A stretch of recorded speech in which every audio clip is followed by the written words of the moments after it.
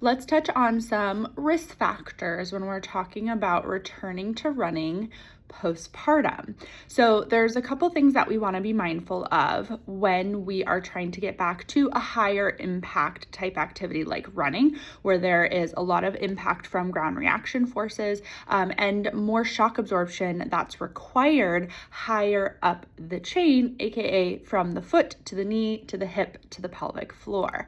So some things that we want to be mindful of in general, we want to give our body at least 3 months postpartum before we reintroduce running. And that just has to do with healing timeframes, both from the pelvic standpoint. Obviously, if we have any sort of cesarean section, making sure that there's appropriate tissue healing from that delivery, as well as making sure that our abdominals are having the opportunity to come back to a kind of more normalized resting state.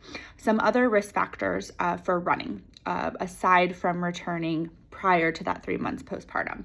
If we have a hypermobile condition, so something like EDS or Ehlers-Danlos syndrome, if we are breastfeeding, so anytime that we are lactating, that can affect the integrity of our pelvic floor tissues, given the hormonal changes that occur with that.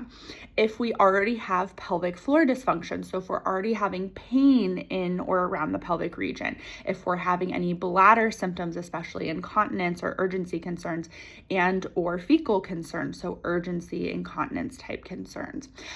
Also, if we're having any pain in the surrounding areas of the pelvis, so things especially like back or hip pain as well, we want to be really mindful of and be working to address prior to reintroducing something like running.